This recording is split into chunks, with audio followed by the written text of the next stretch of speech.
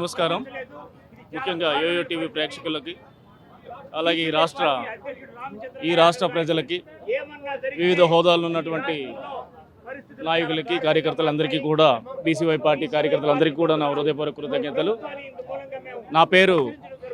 నా పేరు బడ్డి మురళి. నేను ఇచ్చాపురం నియోజకవర్గ ఇన్ఛార్జిగా ఉన్నాను. చెప్పాల్సింది ఏంటంటే ఈ రాష్ట్రం విడిపోయి దాదాపుగా 70-79 సంవత్సరాలు అయింది. ఇక్కడ బీసీల పేర్లు చెప్పి దాదాపు 139 కులాలు ఉన్నటువంటి బీసీలకు హామీలు ఇస్తూ అధికారాన్ని పొందుతున్నటువంటి ఈ అధికార పార్టీలు కానీ వైసీపీ కానీ టీడీపీ కానీ ఈ అధికార పార్టీలు ఏవైతే ఉన్నాయో ఈరోజు బీసీలకు నట్టేట ముంచాయని చెప్పేది అది జగమెరిగిన సత్యం.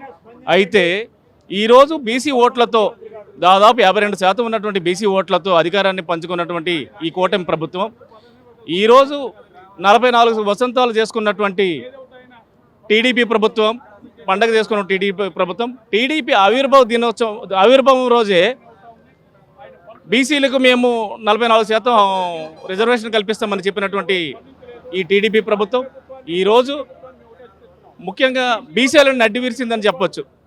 అందుకోసమే మాకు బీసీల తరపున ఎన్నాళ్ళకు ఒక నాయకుడు అనుకునేటప్పుడు మాకు ఒక నాయకుడు మాకు రామచంద్ర యాదవ్ ఓ రూపంలో రావడం జరిగింది. ఈరోజు ఆయన బీసీల కోసం బీసీ హక్కుల కోసం ఈరోజు మా బీసీల కోసం చెయ్యి అందివ్వడానికి ముందుకొచ్చినటువంటి రామచంద్ర యాదవ్ గారు గత 3 రోజులుగా నిరాహార దీక్షలో ఉన్నారు. అతను పరిస్థితి విషమంగా ఉంది. ఈరోజు ఇప్పటి వరకు కూడా ప్రభుత్వం ఎటువంటి స్పందన లేకపోవడం విచారకరం. ముఖ్యంగా మేము ఒకటే తెలియజేస్తున్నాం, ఈ రాష్ట్రంలో ఉన్నటువంటి మంత్రులకు కానీ ఎమ్మెల్యేలకు కానీ ఏ బీసీ మంత్రి అయినా ఎమ్మెల్యే అయినా కానీ నియోజకవర్గాల్లో తిరగని అనే పరిస్థితి అయితే మాత్రం ఏర్పడుతుంది.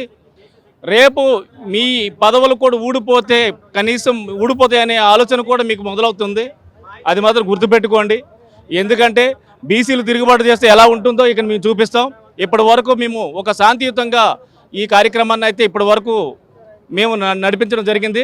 ఈరోజు మధ్యాహ్నం నుండి మా పోరాటం అనేది ఉధృతం చేయడం జరుగుతుంది. కానీ ఒకటే బీసీ ఎమ్మెల్యేలకు కానీ మంత్రులు కానీ మేము ఒకటే చెప్తున్నాం, మీరు నిజమైనటువంటి బీసీ నాయకులే అయితే తప్పకుండా ఈ దీక్షకు మద్దతు తెలియజేసి కంపల్సరీ ఈ దీక్షకు మద్దతు తెలియజేయాలని కోరుకుంటున్నాం. లేదు అంటే మీ నియోజకవర్గాల్లో మాత్రం తిరగలేని పరిస్థితి మాత్రం ఏర్పడుతుందని ఈ మీడియా ముఖంగా మీకు తెలియజేసుకుంటున్నాను.